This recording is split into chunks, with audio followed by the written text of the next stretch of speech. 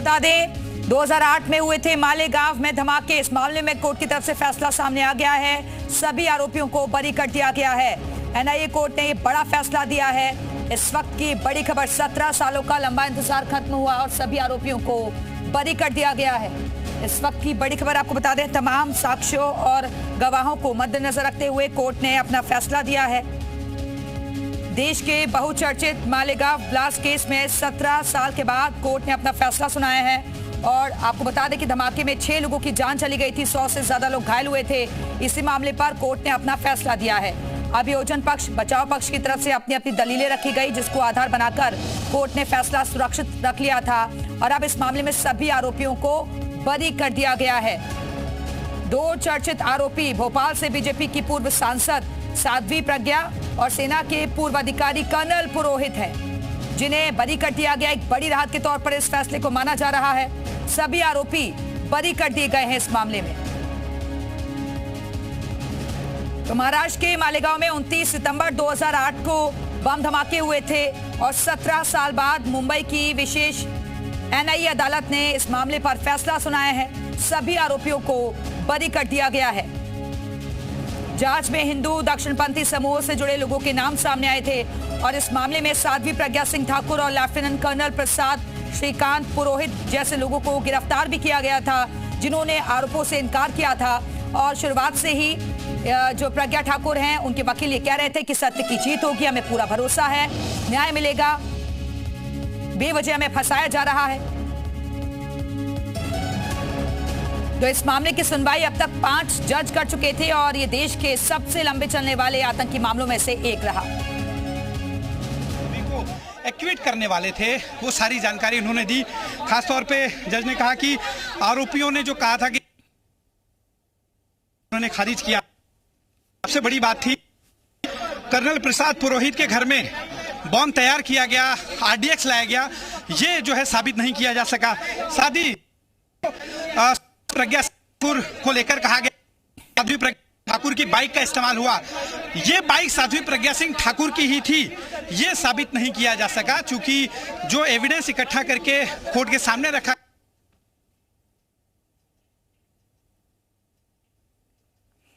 तो सभी आरोपियों को बरी कर दिया गया। इस वक्त की बड़ी खबर, 2008 में मालेगांव में धमाके हुए थे, 6 लोगों की मौत हो गई थी, 100 से ज्यादा लोग घायल हुए थे और एक बड़ी जीत के तौर पर इस फैसले को माना जा रहा है। ये हुआ फॉरेंसिक थे उसे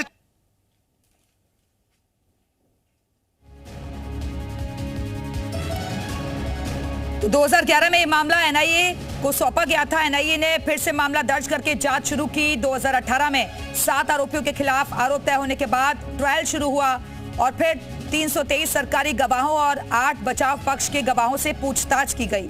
10,800 से ज्यादा सबूत और 400 से ज्यादा चीजें कोर्ट में पेश की गई और लगभग 40 गवाह अपने बयानों से पलट गए। हालांकि 2 मेन जो आरोपी प्रज्ञा ठाकुर और कर्नल पुरोहित जो बताए जा रहे हैं, वो शुरुआत से ही कह रहे थे कि बेवजह में फंसाया जा रहा है, एक षड्यंत्र है, एक साजिश है, हमें न्यायालय पर पूरा भरोसा है। और आज एक तरीके से बड़ी राहत मिल गई है। सभी आरोपियों को कोर्ट ने बरी कर दिया है। जो साक्ष्य रखे गए, जो सबूत रखे गए, कोर्ट ने उन्हें मानने से इनकार कर दिया है। 7 आरोपी बरी हुए हैं। तो 2008 में मालेगांव में धमाके हुए थे। भगवा आतंकवाद, वहीं से एक शब्द गढ़ा गया था जिस पर राजनीति भी हुई थी और इस मामले पर बीजेपी ने कांग्रेस पर तमाम तरीके के आरोप लगाए थे। सभी आरोपों को देखने के बाद, जो सबूत पेश किए गए, उनको देखने के बाद एनआईए कोर्ट ने सभी को बरी कर दिया है। साध्वी प्रज्ञा समेत सभी आरोपी बरी कर दिए गए हैं। 2008 में मालेगांव में धमाके हुए थे। 17 साल पुराने केस में यह सबसे बड़ा फैसला माना जा रहा है। इस मामले पर लंबी बहस हुई, लंबा ट्रायल चला। हालांकि दोनों ने ही धमाके में शामिल होने से इनकार किया था और बाद में उन्हें जमानत भी मिल गई थी। 1300 से ज्यादा पन्नों में लिखित तर्क तक रखे गए थे। अभियोजन पक्ष और बचाव पक्ष ने अप्रैल 2025 में अपनी अंतिम बहस पूरी की थी और अभियोजन पक्ष ने 1300 से ज्यादा पन्नों के लिखे तर्क दिए थे। अदालत ने 19 अप्रैल को फैसला सुरक्षित रख लिया था और सभी 7 आरोपी जमानत पर फिलहाल बाहर थे, लेकिन अब उन्हें कोर्ट ने बरी कर दिया है। एक बड़ी राहत के तौर पर सभी आरोपियों के लिए इस फैसले को माना जा रहा है। इस मामले में विशेष एनआईए कोर्ट मुंबई के AK लाहौटी कोर्ट ने फैसला सुनाया है। साध्वी प्रज्ञा और कर्नल पुरोहित 2 चर्चित आरोपी थे इस पूरे मामले में। इस वक्त की बड़ी खबर आ रही है, जो भी यहां पर सबूत बताए गए थे वो स्थापित नहीं हो पाए हैं, साबित नहीं हो पाए हैं। इस वक्त की ये बड़ी खबर आ रही है, मालेगांव ब्लास्ट केस जिसके जरिए हिंदू आतंकवाद का नैरेटिव किया गया था और वो पूरी तरह से खारिज हो गया है।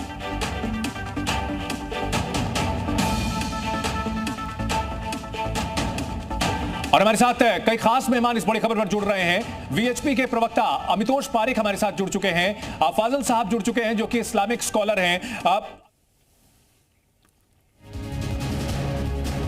तो दरअसल आपको बता दें कि सभी आरोपियों को बरी कर दिया गया इस पूरे मामले में। दोनों आरोपियों ने पहले से ही आरोपों से इनकार किया था और उनका कहना था कि उन्हें झूठा फंसाया जा रहा है, जांच के दौरान प्रताड़ित किया गया। साध्वी प्रज्ञा के वकील जेपी मिश्रा ने कहा था कि एटीएस ने साध्वी प्रज्ञा ठाकुर और अन्य आरोपियों के खिलाफ सबूत गढ़े, क्योंकि उन्हें कोई सबूत नहीं मिला। बिना किसी आधार के मकोका लगाया गया, आरोपियों को प्रताड़ित किया गया। उन्होंने भगवा आतंकवाद के अपने प्रचार को साबित करने के लिए सबूत बनाए, लेकिन ये सारे के सारे सबूत आतंकवाद कभी नहीं हो सकता। और कल ही राज्यसभा के अंदर में भी माननीय गृह मंत्री जी ने भी बोला समोर तो न टिकणारा पुरावा होता आणि 17 वर्ष लागले थे आज सिद्ध व्हायला की पुरावे ते कोणतेही ग्राही धरले गेले नाही। कई सारी बातें कही गई है सर सांगा नेमकं कोर्टाने सुरुवात केली होती, दाखल केलेला होता, या पूर्ण पुराव्याला नाकारलेला आहे कोर्टाने। बैठका झाल्या और हमारे सहयोगी अश्विन पांडे भी हमारे साथ जुड़े हुए हैं। अश्विन, क्या इंफॉर्मेशन है आपके पास यहां पर अदालत के आदेश को लेकर के?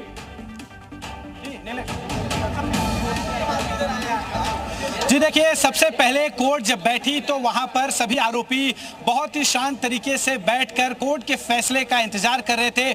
कोर्ट ने जब अपना जो है जजमेंट देना शुरू किया तो कई ऐसे बातें रखी जिसे ये लग रहा था कि कहीं ना कहीं यहाँ पर कोर्ट जो है इन आरोपियों की कोर्ट ने सामने रखा, जिसे साफ तौर पे कोर्ट ने कहा कि ये जो एविडेंस रखे गए वो एडमिसेबल नहीं, या यूं कहें कि जो सरकारी पक्ष रहा वो ये साबित करने में कहीं ना कहीं सफल रहा है। इस वक्त वकील यहाँ पहुंचे हैं बातचीत करने के लिए। आपको बता दें कि जो खासतौर जहां तक बात करें तो कोर्ट ने कहा कंटेमिनेटेड एविडेंस फॉरेंसिक था, ऐसे में कोर्ट उसे नहीं मानता। साथ ही जो सबसे महत्वपूर्ण बात थी वो ये कि साध्वी प्रज्ञा सिंह ठाकुर की जो बाइक इस्तेमाल इस मालेगांव धमाके में किए जाने का आरोप लगाया गया था उसे सरकारी पक्ष साबित करने में नाकामयाब रहा।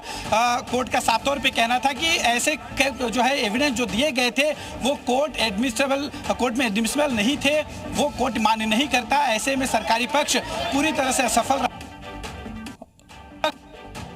में यहाँ पे हम कहें रणजित नायर रोल आपल्यासोबत आरोपींचे वकील रणजित नायर आहेत। रणजितजी, सविस्तर सांगा कशा रीतीनं न्यायालयाने निकाल सुनावला आणि काय काय न्यायाधीशांनी म्हटलेलं आहे? न्यायाधीश साहेबांनी सगळे लाईव्ह चालू आहे यार, न्यायाधीश साहेबांनी अरे टिकटॅक चालू है टिकटॅक। आप बताते रहें, बीच बीच में रिएक्शंस आ रहे हैं और ऐसे में हम वो भी अपने दर्शकों को सुनाने की कोशिश कर रहे हैं। आप बोलते रहें। जी देखिए, इस कोर्ट की जैसे शुरुआत हुई उसमें साध्वी प्रज्ञा सिंह ठाकुर चूंकि पीछे बैठी हुई थी, वो एक्यूज बैठी हुई थी, जिसके बाद उनके वकील ने जज से रिक्वेस्ट करी कि चूंकि साध्वी को पीछे सुनाई नहीं दे रहा है, ऐसे में उन्हें आगे बैठने के लिए जगह दी जाए। तो कोर्ट ने उन्हें विटनेस देने के लिए साध्वी प्रज्ञा विटनेस बॉक्स में पहुंची और इसके बाद प्रोनाउंसमेंट ऑफ जजमेंट की शुरुआत हुई। यहाँ पर जज ने सीधे तौर पर इन्हें बरी नहीं किया, लेकिन उन्होंने पूरी जो वो सब कुछ बताने के बाद फिर कोर्ट ने कहा कि यूएपीए के तहत ये केस चलाया जा रहा था। इस पूरे मामले में जो साक्ष्य रखे गए, जो विटनेसेस आए, वो कोर्ट मान्य नहीं करती। ऐसे में सभी आरोपियों को बेनिफिट ऑफ डाउट देते हुए उन्हें बरी कर दिया गया। कोर्ट का साफ तौर पे कहना था कि इस पूरे मामले में जब सरकारी पक्ष अपनी बातें रख रहा था, दलीलें रख रहा था, एविडेंस जो है सामने रख रहा था, तो बियॉन्ड द डाउट जो यहाँ पर न्याय का जो सबसे बड़ा वाक्य है कि किसी को भी जो है देने का, वो यहाँ पर सरकारी पक्ष देने का। अश्विन, हमारे साथ योगेश भी जुड़ चुके हैं और वो मालेगांव से ही हैं। योगेश, वहां जो लोग मौजूद हैं उनसे इस फैसले को लेकर के आप बात करें। इस मालेगांव ब्लास्ट के सभी आरोपियों को बरी कर दिया गया है।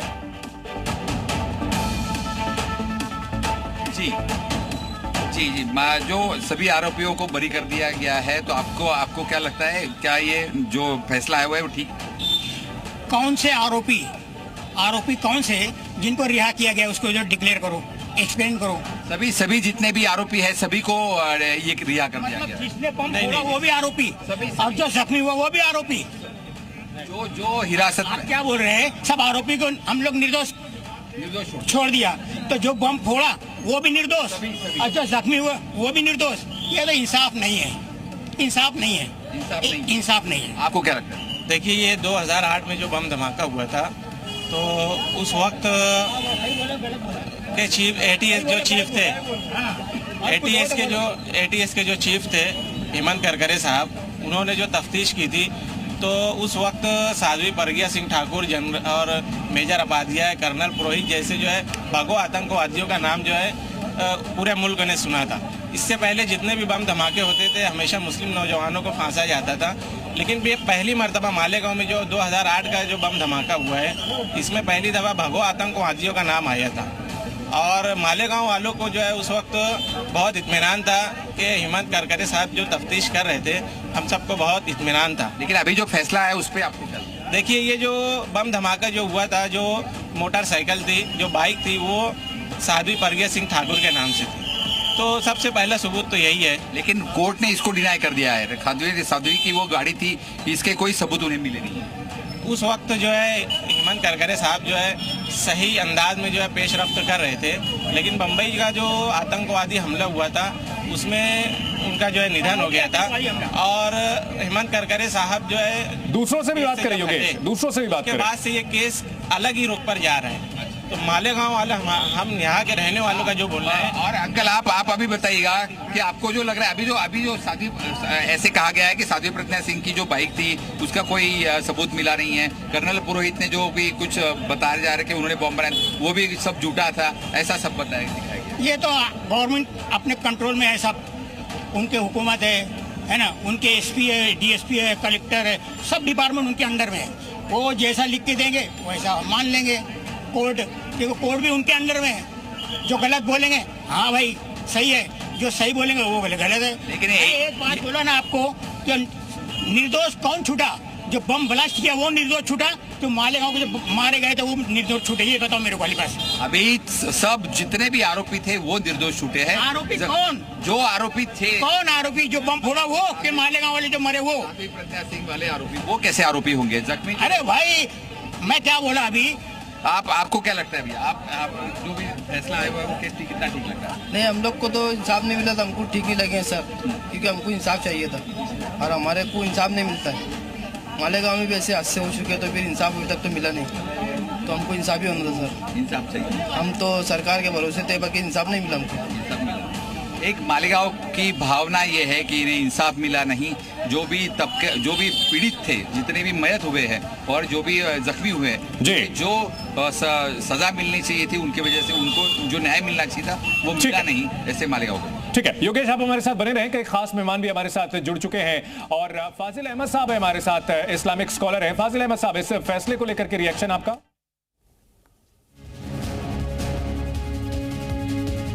साध्वी प्रज्ञा समेत सभी 7 आरोपी बरी कर दिए गए हैं। सबूतों के अभाव में बरी किए गए हैं आरोपी। 2008 में मालेगांव में धमाके हुए थे, 6 लोगों की मौत हो गई थी। एनआईए ने सभी आरोपियों को बरी कर दिया है। अलग अलग रिएक्शंस भी सामने आ रहे हैं।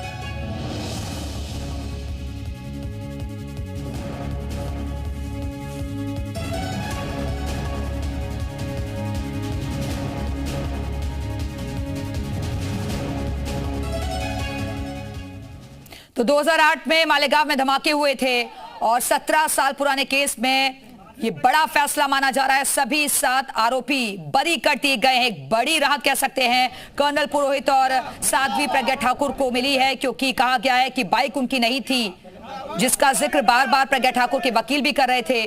17 साल बाद ये कोर्ट का फैसला सामने आया है। सभी आरोपी बरी कर दिए गए हैं। तो साध्वी प्रज्ञा बरी कर दी गई है। इस वक्त की बड़ी खबर आपको बता दें, मालेगांव मामले में फैसला आ गया है। एनआईए ने सभी आरोपियों को बरी कर दिया है।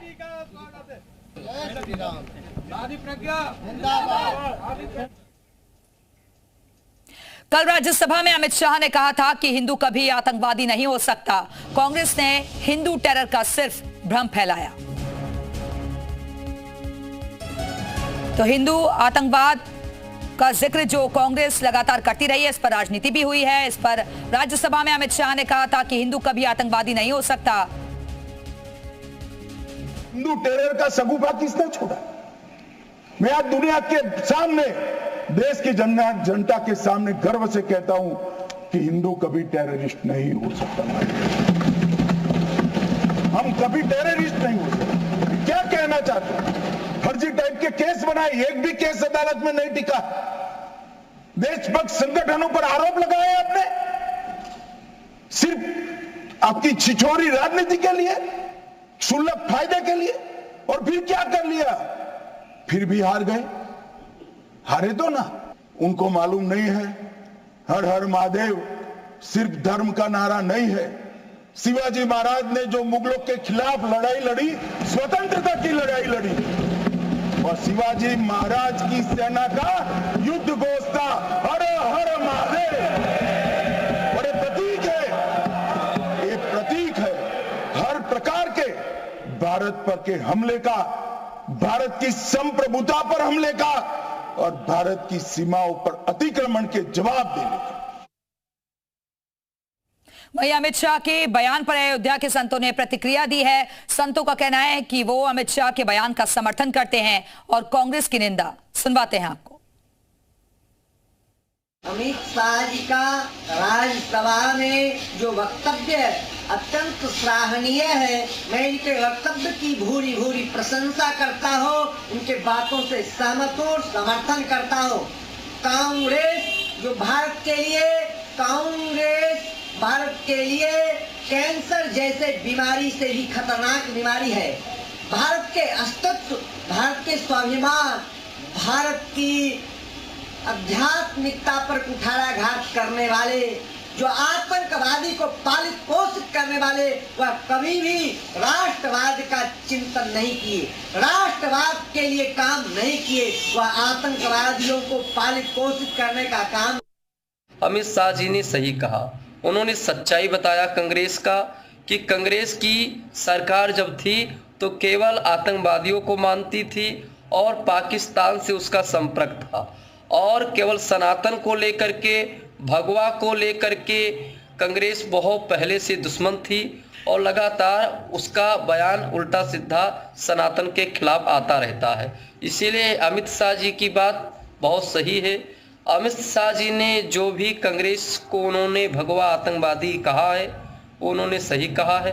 इस बात का हम साधुसन समर्थन करते हैं।